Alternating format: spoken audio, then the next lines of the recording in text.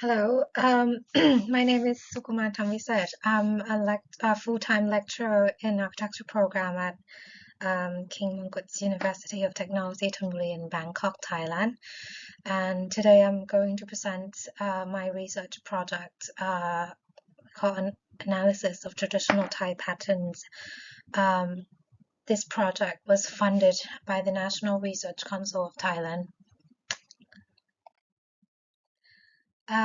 First, I want to start by saying this is what traditional Thai pattern looks like. It's a series of baseline drawings that, when joined together, form patterns that we use as decorations in literally every object, architecture or arts in everyday Thai life.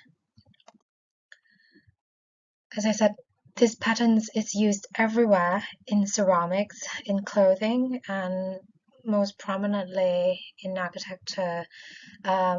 In the application seemingly like as decoration, but as we go through the research, we found that there potentially could be more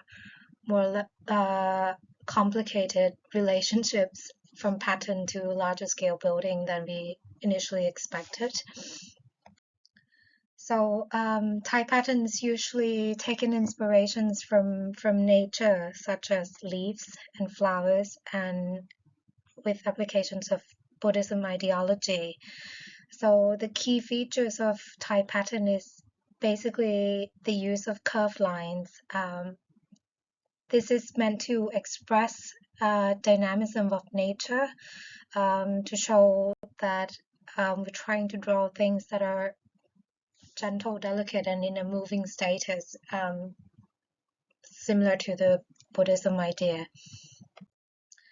So the pattern itself can be categorized into just a few starting types, and they all have gone through a series of evolutions, as you can see, example of this particular pattern here. This is a base pattern called granok. It's one of the most kind of a prominent pattern. Its starting point, the inspiration was from like fern leaves, and it's gone through a series of development throughout the history of Thailand or Thai culture from the very early beginning of say 12th Buddhist century year, and then inspired by Buddhism and neighboring countries.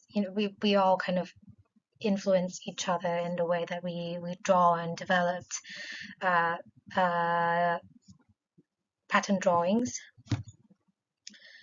and it's still something that we still do today. Looking at culture that has influenced our development, we can see the difference in style of drawings. The Chinese, Japanese, and Islamic patterns will be more organized, more mathematical, and has more combinations of straight lines and symmetrical orders. The closer culture to us, like our neighboring countries, like Cambodian and Burmese, especially particularly Cambodian, will be more similar to Thai drawing, as their art took influence from India and Buddhism similar to us, and starting to adopt more curved lines than the Chinese, and doesn't have rules of being symmetrical.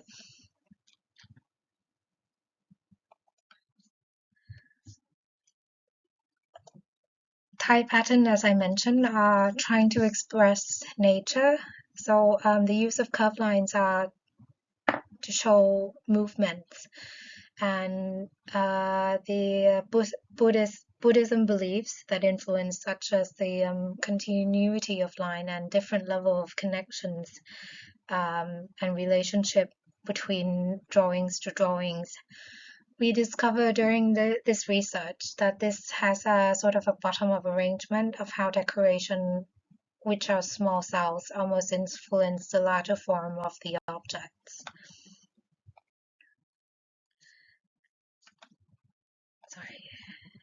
Okay. The interesting part of that started this research was how we used to learn this art, or how we document these sets of knowledge and skills. Like most ancient traditional arts, skills were only passed on along apprenticeship. So you work with the master, you learn by copying your master, your teacher, enough amount of time. You sort of grow muscle memories and develop natural perception or tastes. And this thing becomes your second nature. We only started to put these drawing knowledge and skills into a book format rather recently, and it was actually more like a portfolio of masterwork.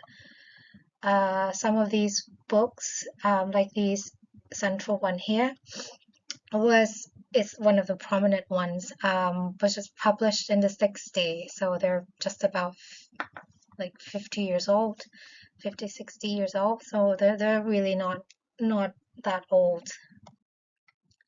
And the content of this book, which is considered sort of a official manual today, they show some samples and quick methods of basics, and these methods weren't explicitly explained, hardly any text, and no run-through of components, connections, or of the base drawings and the patterns. So you still need to develop this kind of dotted line of connecting different levels of relationship between drawings and patterns and usage by yourself. And that's the gaps that we want to explore. As you can see, the diagrams here are taken from one of the prominent drawing book of how to draw this particular base drawing. This base drawing is called Gazang.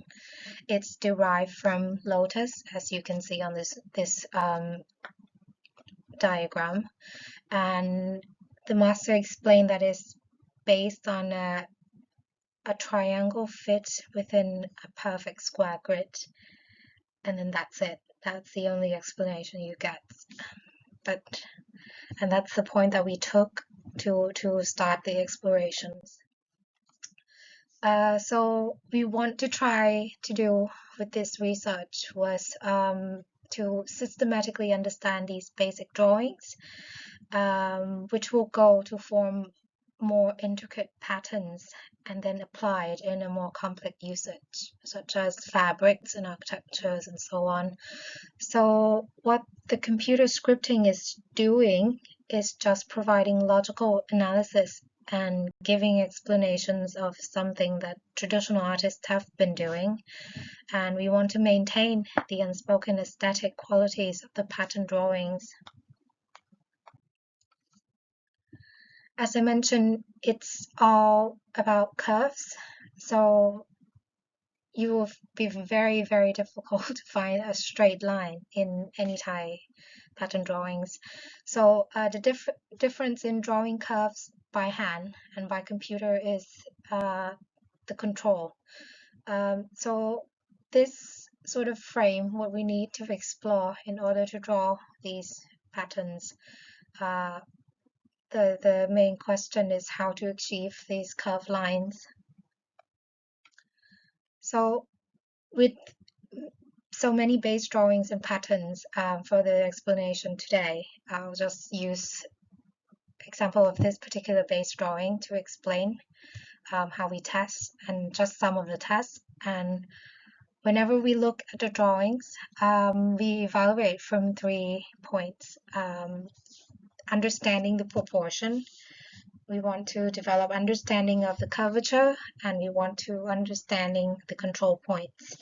So this base drawing, this Gajang drawing, there are variations of Gajang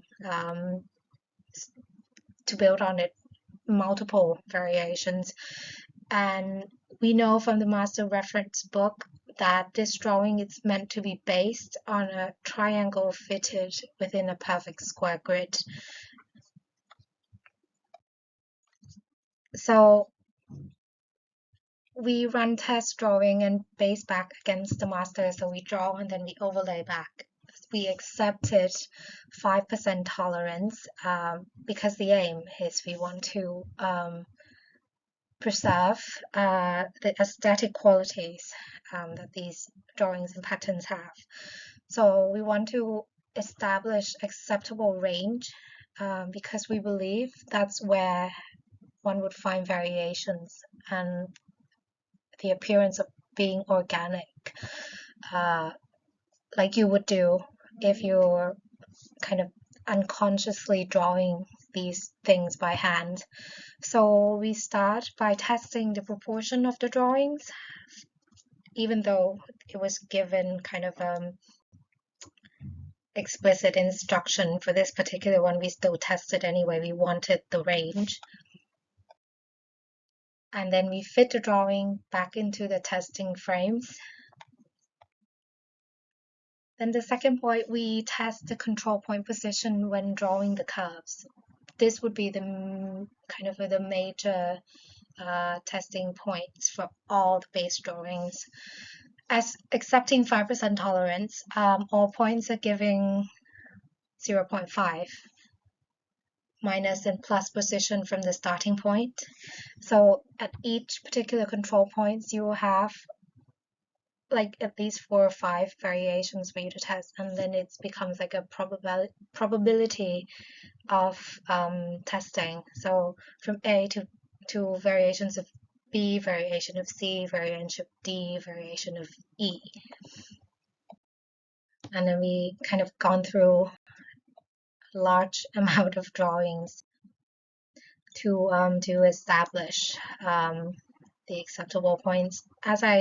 And then once we get the drawing, we overlay back, and if it falls within the acceptable range, we okay it as a range. Some of them will become widely out of range, and some of them will be in an okay brackets.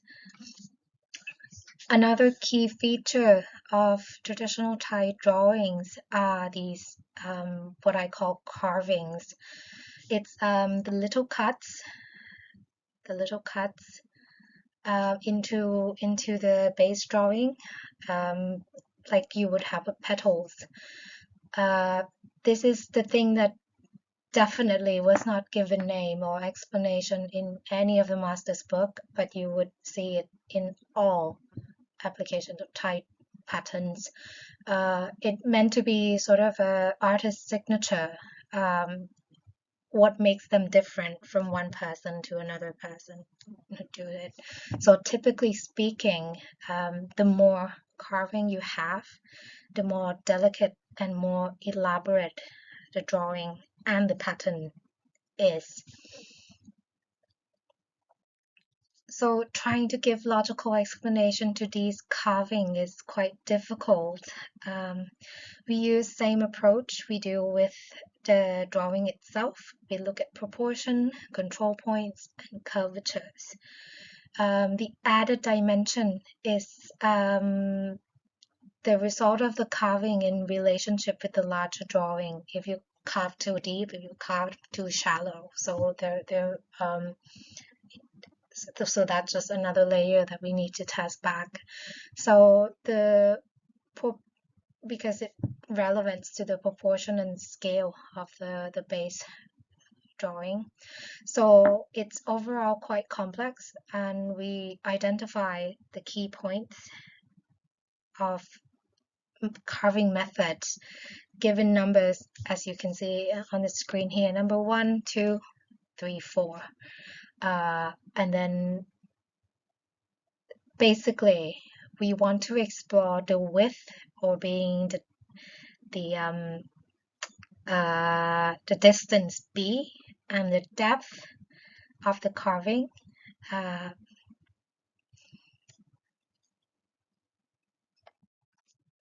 So we test the depth and then we test the width. The depth will kind of define the sort of the curved line that we draw. So again, several sets of drawings by moving the point, I think it was 0.3 in the drawing, and then after several tests, we are able to again give them range. Then we place them onto the patterns, onto the base drawing, sorry, to see the relationship of carving scale with the main drawing, the size of the carving, and then also if you have multiple carvings, because there's a limited length of lines that you can have the carving. Carving usually happens at the straight section, which is quite rare. And the amount of carving that you can appropriately carved and the depth of carving that you can appropriately carved, because as you can see the gazang here, they have 2 layers. So there's a range of depth and there's a range of width.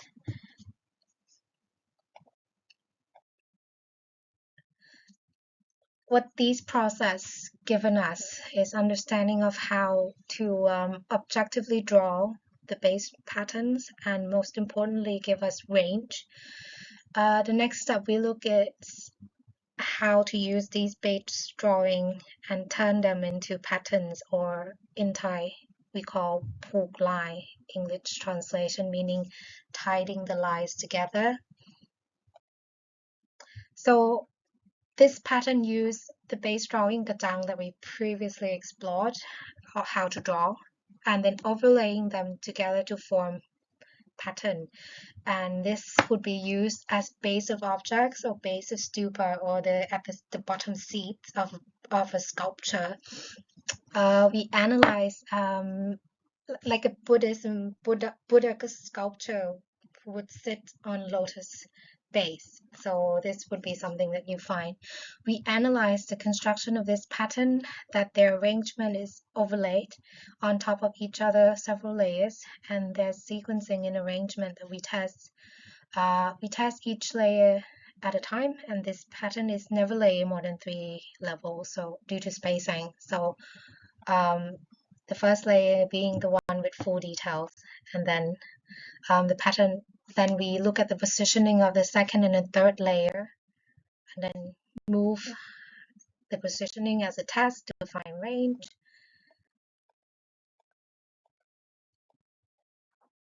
And then again, this gives us range until we reach this sort of formula arrangements. And then we do the same thing to all the base pattern drawings, and then the formation of all the patterns. Test the structure of the base pattern at the beginning, and then test the arrangement afterwards. This pattern is used as trimming for fabric, or for the base of sculpture and architecture. It's a stretched version of gazang. This pattern is from using 2 different base drawing together, and is used as a break because it has a center point and expands on both sides. You would find this in, say, belts, decorative objects, jewelries mostly. Using our methods, we are able to generate many base drawings with countless variation, as the testing gives range in decimal points. So everyone can create 2 drawings which are exactly the same, or 2 drawings which are never the same. So it gives that ability to have this, to preserve this sort of appearance of being organic. And this particular pattern is inspired by star in the sky, so it's used in ceiling patterns in temples. Again, we're able to have variations and elaboration levels suitable for different use. What we can produce is using this set of understanding, and can actually be explained and drawn both by hands and computer generated. So all the drawings can have different variations. The interesting points to me is when these patterns are in application in architecture, because they have particular orders and proportions, there's unspoken relationship to architecture that we can further explore. Like in the larger scale, these patterns go to form the base of, say, stupa. So they're relevant in height and width. They can be point to use to decode traditional Thai architecture and architectural aesthetics. So it's sort of a bottom up when you research. What you originally think is just a decoration added on, but there might be like a subconscious scale relationships to the larger scale of design. So that's where the research is today and future exploration. Thank you.